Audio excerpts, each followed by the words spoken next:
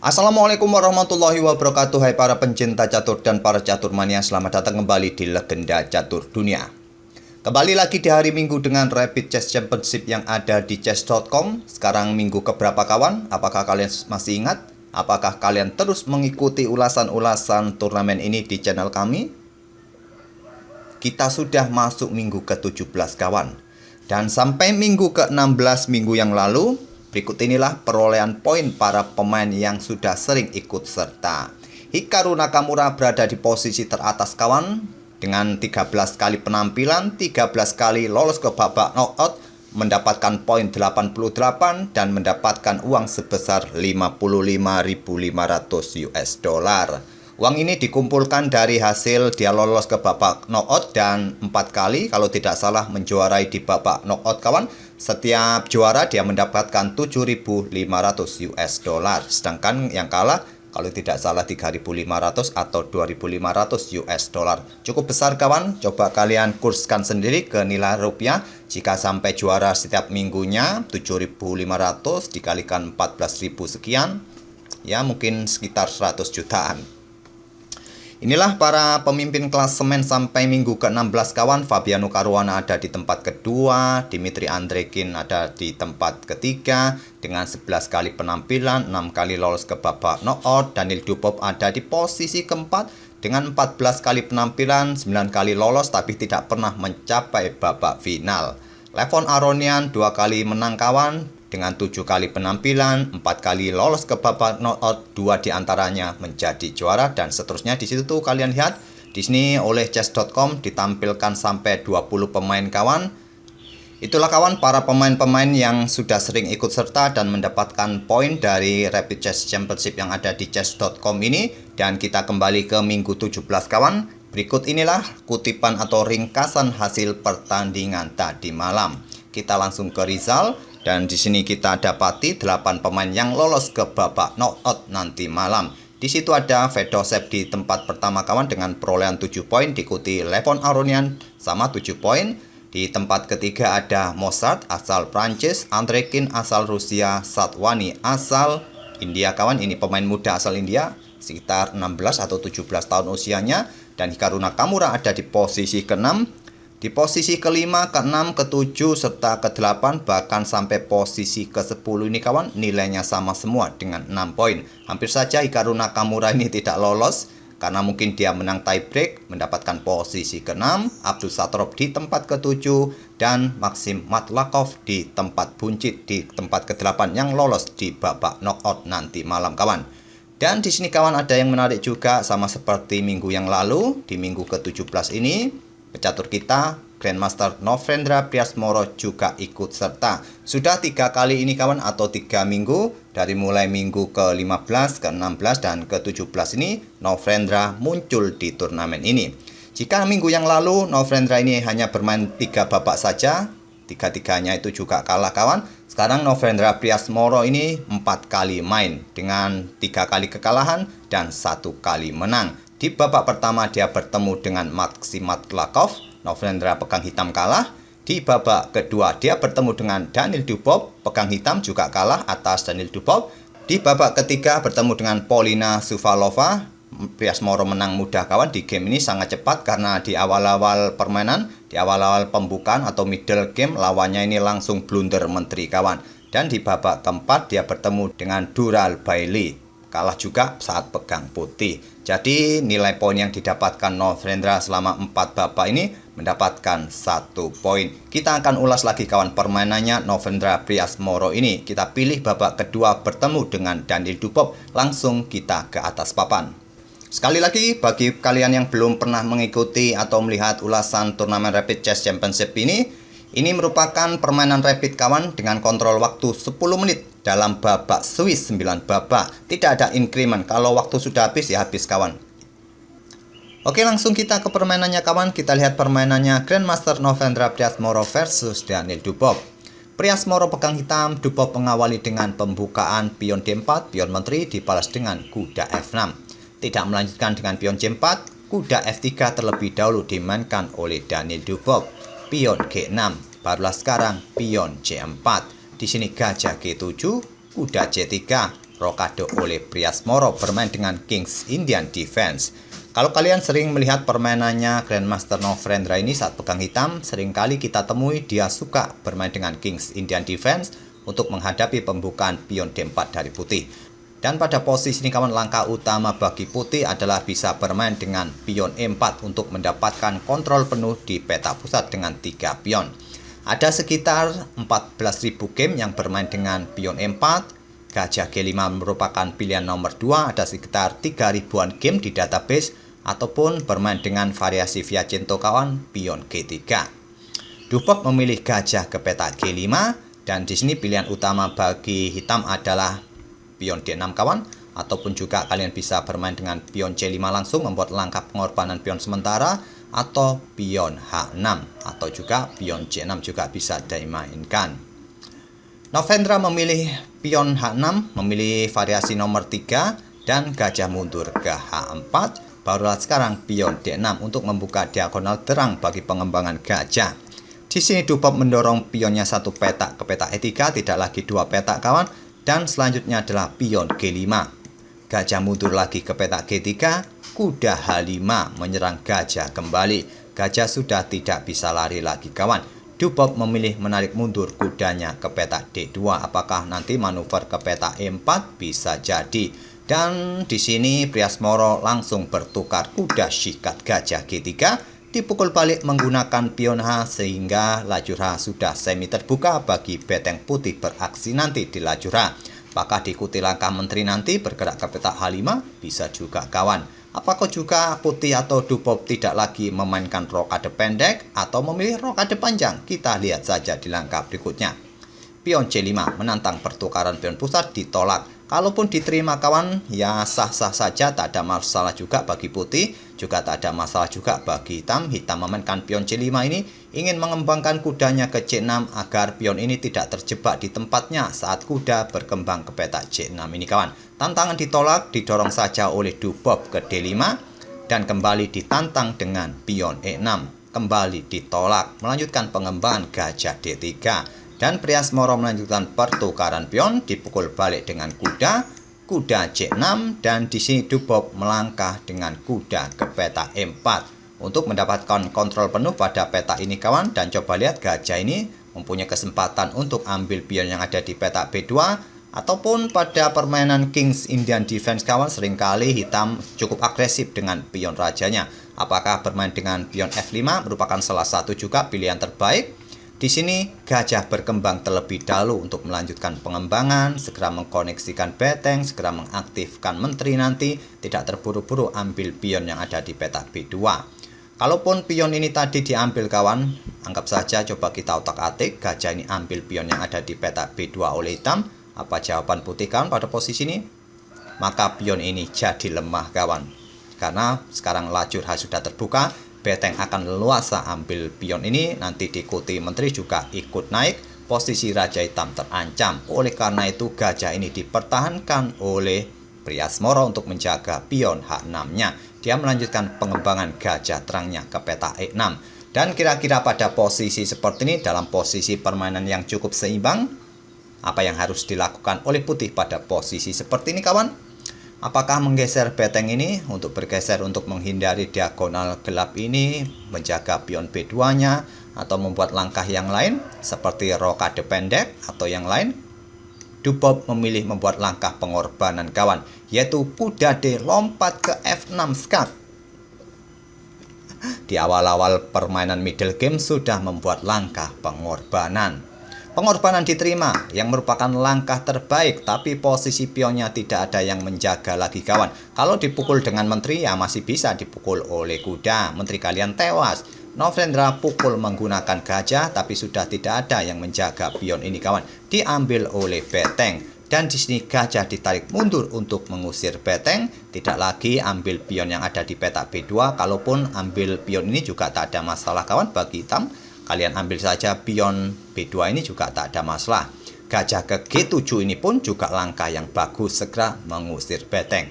Beteng tidak dipindah kawan, memilih langkah menteri ke peta H5 memberikan dukungan bagi betengnya, mempersilahkan Novendra untuk sikat beteng, tapi dia tidak berani. Dia menggeser betengnya ke peta E8 untuk memberikan ruang bagi raja kawan. Karena seperti yang kalian lihat, mungkin kalian harus teliti pada posisi seperti ini kawan. Kuda siap membuka jalan atau membuka akses gajah untuk mendukung menteri untuk melakukan ancaman skakmat. Di sini beteng akan dikorbankan. Oleh karena itu Novendra membuka ruang pelarian bagi raja. Kalau saja pada posisi ini gajah sikat beteng langsung, ya masih bisa dipukul balik oleh menteri kawan, dan persiapan akan memberikan skak dan juga membuka jalan bagi gajah mendukung menteri ancaman skakmat di peta ini. Ancaman skakmat ini sudah tidak bisa dihentikan lagi. Kalau kalian mendorong pion ini maju atau apalah, langkah terbaik adalah gajah F5. Tapi kuda akan tetap lompat ke peta F6 dan sudah tidak bisa lagi raja lari. Terpaksa menteri akan sikat kuda dan hitam akan kehilangan menteri kawan. Itulah kenapa pada posisi ini Novendra ini membuka ruang pelarian bagi raja. Karena jika pada posisi seperti ini kalian juga tidak berhati-hati, tidak sikat beteng melainkan ambil contoh bermain dengan pion A6 seperti ini, ya kuda ini melakukan skak kawan. Membuka akses, membuka diagonal terang bagi dukungan menteri selanjutnya. Kalian sikat menggunakan menteri, menggunakan gajah, terserah. Di sini beteng akan dikorbankan, disikat oleh gajah skakmat. Jadi langkah penting, langkah terbaik memang adalah beteng E8 oleh Novendra ini. Dan di sini Dubov memilih rokade panjang langsung untuk memberikan kesempatan betengnya langsung keluar ke lajur H untuk bersusun dengan menteri, dan betengnya untuk memberikan tekanan lebih ancaman skakmat tentunya kawan. Dijawab dengan kuda ke peta E5 untuk memberikan backup perlindungan di area pertahanan depan rajanya atau juga mengincar gajah terang putih agar putih tidak mempunyai dukungan di diagonal ini. Di sini Dubov melakukan pengorbanan lagi kawan dengan kudanya ambil pion D6, tapi jangan sekali-sekali ambil kuda ini karena kuda ini beracun kawan. Kalian ambil kuda ini, gajah siap melakukan skak, menteri kalian nanti akan tewas oleh beteng putih. Jadi di sini Novendra melanjutkan dengan ambil beteng dengan gajah, bukan pilihan terbaik juga. Pilihan terbaik langkah utama adalah kuda langsung pukul gajah ini kawan.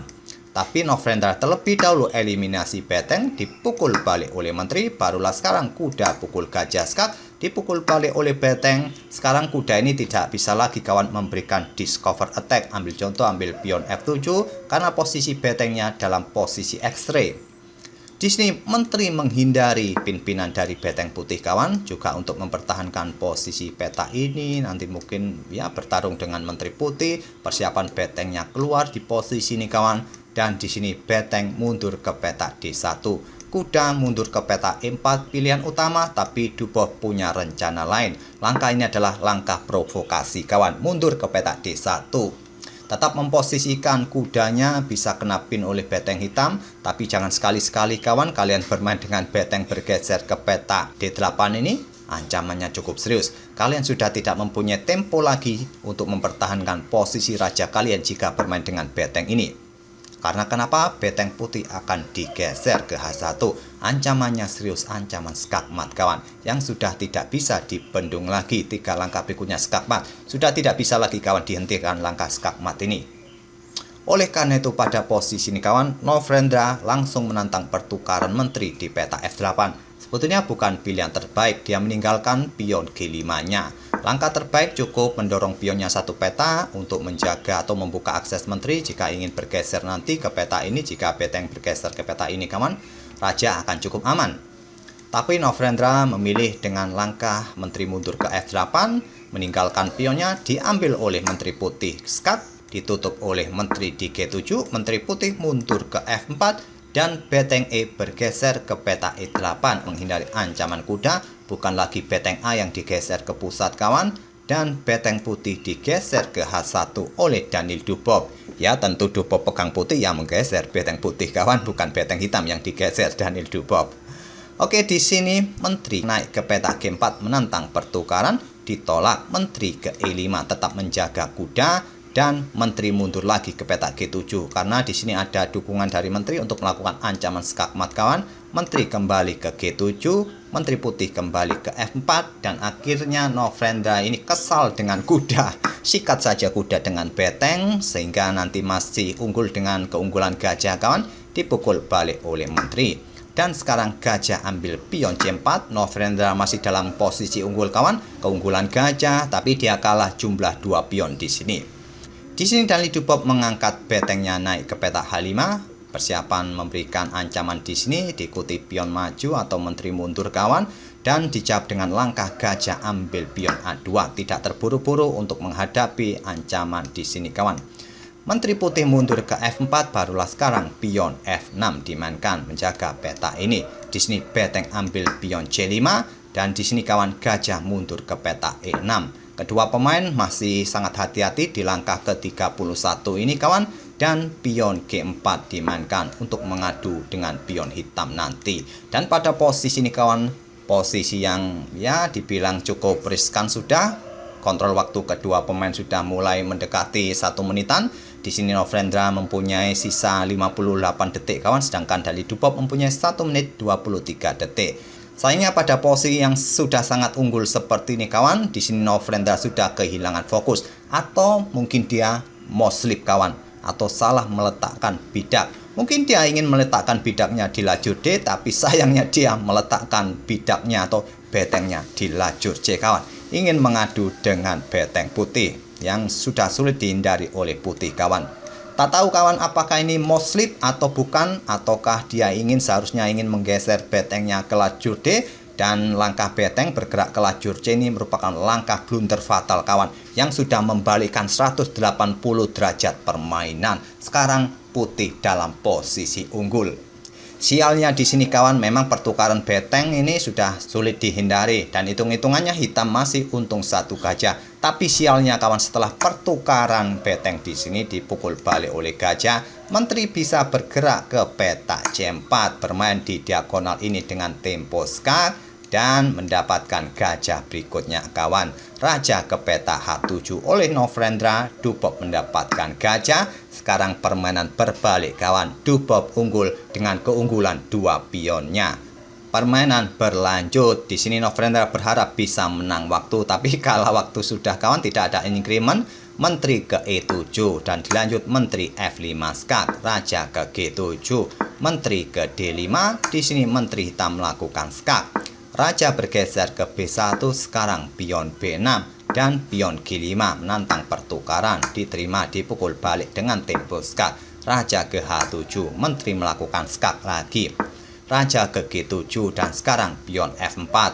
Untuk mencari dukungan, apakah nanti beradu dengan Menteri hitam kawan? Mungkin saja karena sudah merasa unggul jumlah pion. Dia melangkah Menteri ke petak terang ke C4. Sekarang Menteri hitam melakukan skak lagi, Raja bergeser, Menteri ke C3 menantang pertukaran, Menteri ke F1 skak. Ditutup oleh Menteri dan Novendra tidak ambil pion ini kawan, menggeser menterinya ke B5, sekarang pion ini didorong maju. Raja ke G8, Menteri C8 skak, Raja ke G7, Menteri C7 skak, Raja ke G8. Dan di sini Menteri kembali melakukan skak, Raja ke G7, kembali melakukan skak. Raja mundur lagi ke G8, berharap melakukan skak, langkah-langkah yang berulang, berharap remis kawan, dan pion G5 sekarang dimainkan. Novendra kembali, sekarang gantian melakukan skak, Raja ke C2, melakukan skak lagi, Raja naik, melakukan skak lagi, Raja naik, melakukan skak lagi, Raja mulai menghindar agar tidak terkena skak kawan, masih kena skak di petak H1, Raja ke E5, di sini Menteri bergerak ke C1. Gantian sekarang Dubob melakukan skak di D8, Raja ke G7, Menteri D7 skak ingin mendapatkan pion mungkin, dan di sini Raja ke G8. Langkah kesalahan kawan. Langkah terbaik adalah Raja ini bergerak ke petak G6. Novendra mengulangi langkah rajanya, maju saja, mundur saja, tapi sekarang posisi Raja di petak G8 sudah dalam posisi ancaman skakmat yang sudah tidak bisa dihindari lagi kawan. Hitung-hitungannya adalah 6 langkah berikutnya adalah ancaman skakmat. Kira-kira langkah pertama apa yang bisa mengawali kombinasi 6 langkah itu kawan? Silakan pikirkan, silakan pause video ini untuk beberapa detik dan coba temukan langkah terbaik itu bagi putih. Tapi langkah ini kawan terlewatkan oleh Daniel Dubob. Apakah sudah ketemu kawan langkah terbaik putih pada posisi ini yang tidak ditemukan oleh Dubov?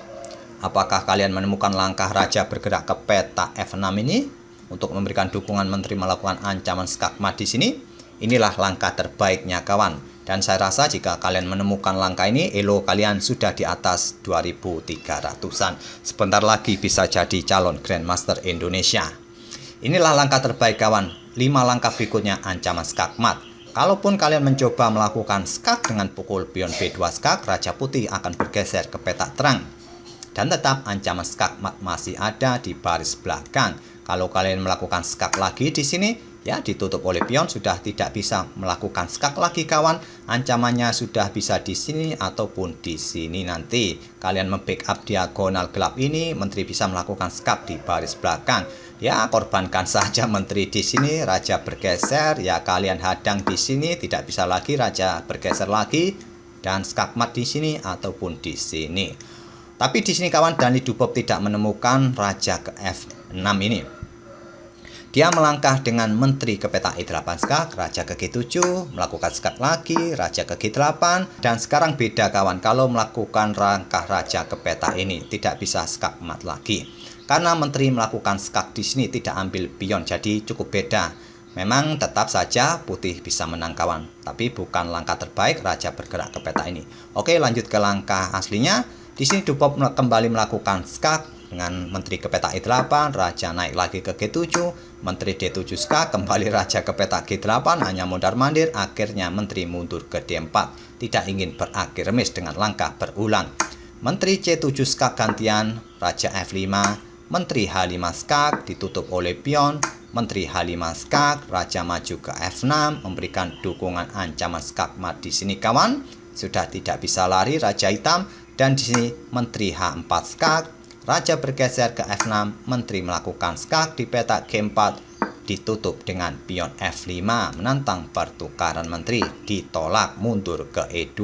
Setelah pion F6 ini, di sini Novendra menyerah. Karena di sini kawan sudah tidak bisa melakukan skak lagi. Kalau melakukan skak di sini masih ada menteri, dan menteri putih ini tinggal menuju peta atau baris belakang dan skakmat kawan. 3 langkah berikutnya skakmat yang sudah tidak bisa dihindari. Kalaupun ambil pion ini dengan tempo skak, ya simpel dipukul oleh menteri. Tetap saja raja tidak bisa lari kemana-mana.